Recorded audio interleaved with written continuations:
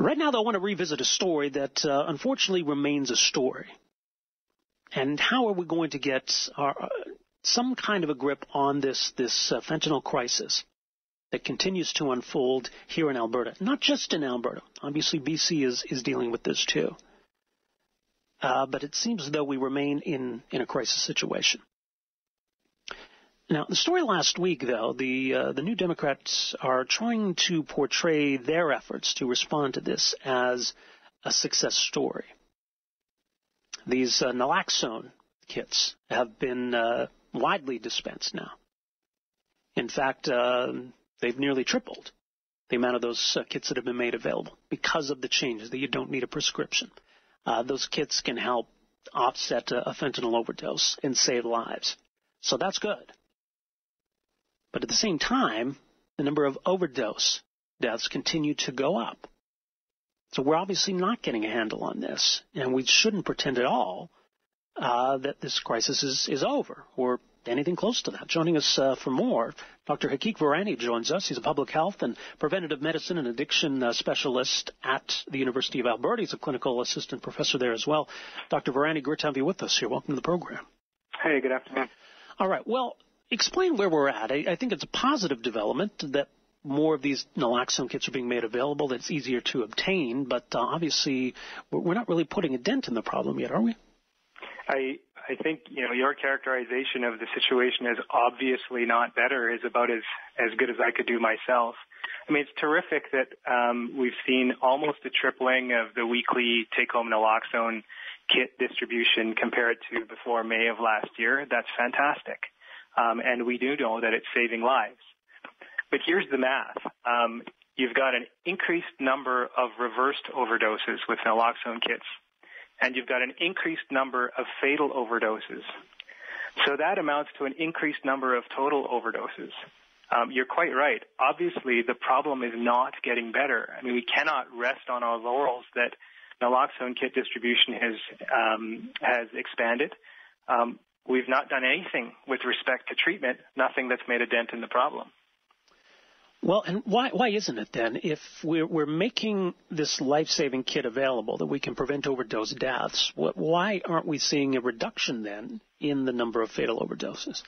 Well, we're seeing a reduction in what we otherwise would have seen, right? So this year in the first 6 months, we saw at least 153 fatal overdoses involving fentanyl, which is about 10% more than the clip last year. Mm-hmm. We would have seen even more than that if not for naloxone. Here's the thing, though. Naloxone does not treat addiction. As an example, I saw a fellow on Thursday afternoon who presented for treatment, finally getting a spot for medication-assisted therapy after his 7th overdose. So, when you save a life in somebody who's overdosed on fentanyl or another opioid, they go through withdrawal, they leave the hospital, and they relapse, which is what's expected in an addiction to opioids. And when they relapse, the likelihood of overdose is about the same as it was before, if not greater. So we're going to continue to see increased numbers of both non-fatal and fatal overdoses if we don't address this in the way that experts have been calling for a couple of years now. Okay, and we can talk about what that looks like. Let me get your reaction then to the statement last week from Associate Health Minister Brandy Payne, who says, quote, "We feel that the plan is working. The fact that the numbers seem to be relatively stable helps us to know we're on the right track." So what do you make of that kind of a comment then? It's frightening that's either the impression or the spin that the Associate Minister has decided to put on this. I mean, look, in 2015, we saw 274 deaths. We're on the path to seeing more than 306 this year. So that's an increase of more than 30. So our total in 2016 will be about a 5,000% increase over 2011. The increase alone amounts to the total number of deaths in 2012. So you can spin the numbers any way that you want. This is a bad situation. Not to mention that, forget percentages, that's 30 extra people's lives that have been lost because we've not done enough. forgive me for being frustrated and also frightened that this is the approach that our health ministry has decided to take to communicating what's happening with fentanyl. All right. Well, when you talk about then the steps that need to be taken to really and truly address this, so where do we begin? What does that look like? Well, so naloxone was a good first step, and kudos to the government for doing that and being a leader in terms of making it non-prescription status and figuring out the operations that have allowed them to triple the distribution. That's great. The other things that need to be done, expansion of harm reduction services, including supervised drug use spaces so that we can catch overdoses in people who otherwise would suffer a fatal one. Rapid and massive expansion in treatment to medication-assisted therapy. There was an article in CBC the other day about how in British Columbia, you call around to treatment programs and find that the availability of evidence-based medication-assisted treatment is just so poor. And BC is doing a better job of that than we are in Alberta. That can't continue. Other things that we ought to have done long ago was improve our ability to conduct public health surveillance on this problem. The fact that all we know publicly is how many fentanyl-associated deaths that we have, and we only learn that every 6 months, 3 months after the period that they're reporting, hardly amounts to good public health surveillance. You could imagine what the hue and cry would be if that's how we were approaching Zika virus or Ebola. The other thing that I think is heartening to see that our physician leadership has done over the weekend, Dr. Seaman from the College of Physicians and Surgeons described how our college is going to address the physician contribution in terms of prescription opioids to this problem. But he was quite clear that can't happen in isolation. And the authorities, be they the ministry or Alberta Health Services, really need to get on top of providing treatment for people who have become dependent on opioids. And if that doesn't happen, physician measures to reduce prescribing might actually be disastrous because it might push people to the use of street opioids, which are more likely to be fatal in the current context. And then federally, I think that there's a lot of work to be done in terms of smarter drug policy that looks a lot less like a war on drugs and more like a risk mitigation strategy so that people who get into trouble with using drugs don't die from them and they get a chance at a life afterwards. Mm-hmm. Now, I had a text from a listener wondering, because it seems like this is a problem that's almost exclusive to BC and Alberta. Is there a reason for that? Are we seeing similar problems elsewhere in Canada? Oh, we are. It's throughout North America. The interesting thing is that we started seeing fentanyl regularly in 2012 and 2013 in Alberta. And you'll recall that Blood Tribe in southern Alberta declared a state of emergency at the beginning of last year. Yeah. And so we were sort of ground zero, and it spread to other parts of the country and possibly North America from here. So it's concerning that when we hear the Associate Minister pointing to spikes in other provinces as evidence that we're in okay shape here, it's so shocking. I mean, in Ohio, there were dozens of deaths over a weekend, last weekend. We're seeing deaths increasing in BC.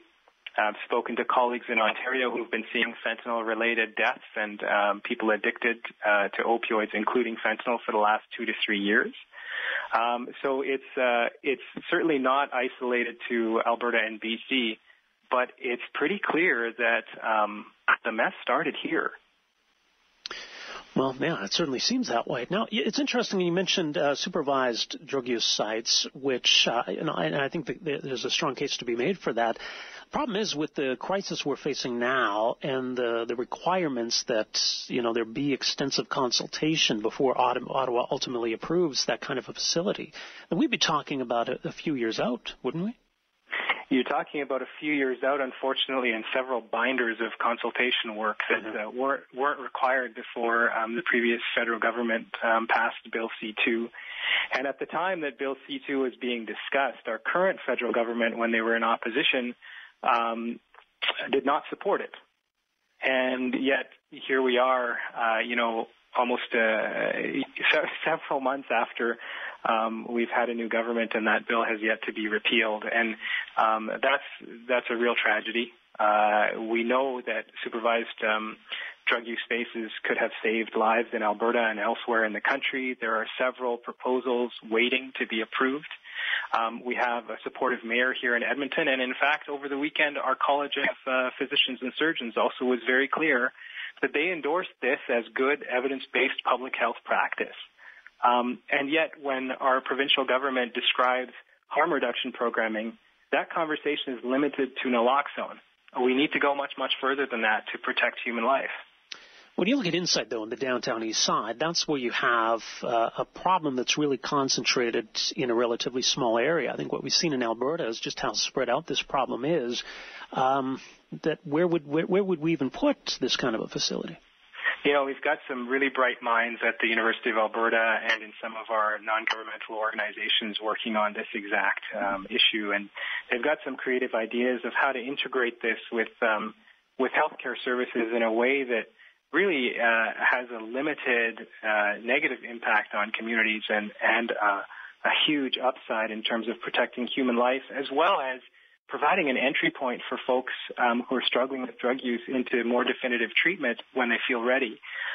So, you know, there's the geographic distribution of these, which is a consideration, but integrating this as part of just the way that we do healthcare for people who have a chronic condition that's disordered substance use, it's really the evidence-based and compassionate way that we should be providing healthcare.